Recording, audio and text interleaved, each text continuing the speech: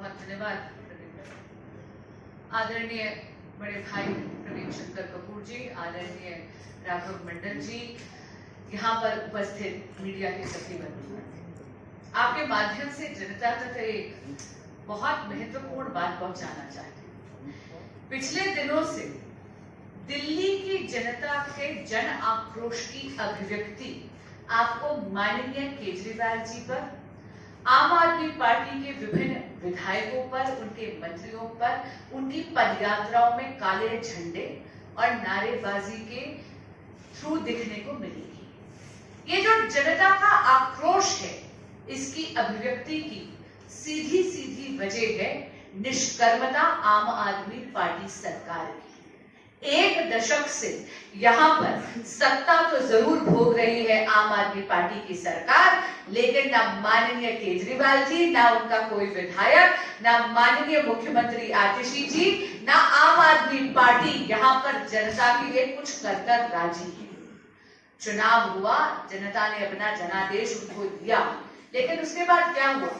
सारे के सारे विधायक जनता के बीच में से लुप्त हो गए, गायब हो गए। दिल्ली की अगर आप हालत देखें, आजकल तो त्योहार आने वाले हैं, लेकिन दिल्ली का एक भी त्योहार आपको त्योहार जैसा नहीं दिखेगा।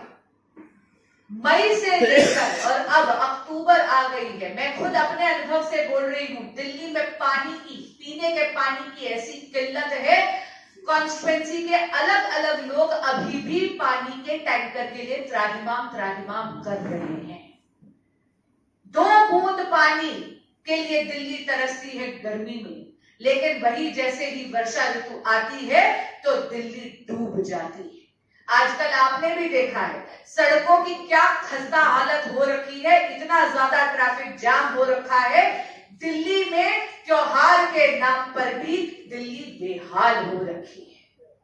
दिल्ली की अगर आप आर्थिक व्यवस्था देखें तो दिल्ली का जो बजट है तो उसमें 7,000 करोड़ रुपए का डेफिसिट आम आदमी पार्टी की सरकार ने 31 साल में पहली बार लाकर खड़ा कर दिया है।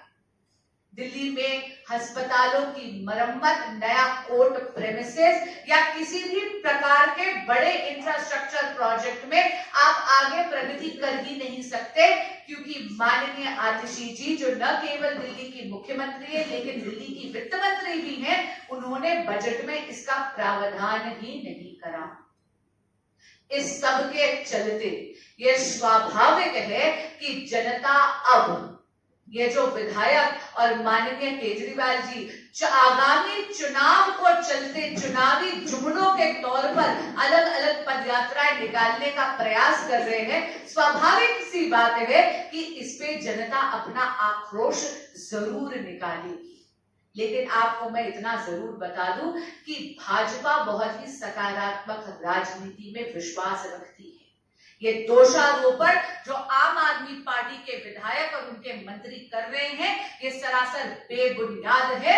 ये केवल इसलिए दोषारोपण कर रहे हैं क्योंकि अपनी असफलताओं पर आवरण डालने का प्रयास कर रहे हैं। हमारे आदरणीय अध्यक्ष श्री वीरेंद्र सचदेवा जी की एक डुबकी से आम आदमी पार्टी की सरकार डोलने लगी है।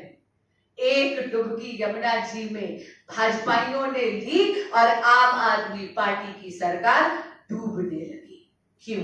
क्योंकि बड़े बड़े दावे तो करे कि यमुना जी की सफाई करेंगे, लेकिन एक दशक में यमुना जी उतनी ही क्या, उससे ज्यादा मलिन हो गई है। अभी भी देखिए, वीरेंद्र सचदेवा जी ने एक डुबकी ली और उनको जाकर आरएमएल में चेकअप करवाना पड़ रहा है। उन माताओं और बहनों की क्या हालत होगी जो छठ में जाकर वहां पर छठ मैया के पूजन के लिए यमुना जी में डुबकी लगाएंगी। ये नौटंकी नहीं है, जैसा आज अलग अलग प्रेस वार्ताओं में आम आदमी पार्टी के लीडर्स ने एलेज करा है। सर, ये नौटंकी नहीं है। आपके माध्यम से स्पष्ट करना चाहूंगी, भाजपा के शीर्ष नेतृत्व और एक एक कर्मठ कार्यकर्ता की कथनी और करनी में अंतर नहीं है।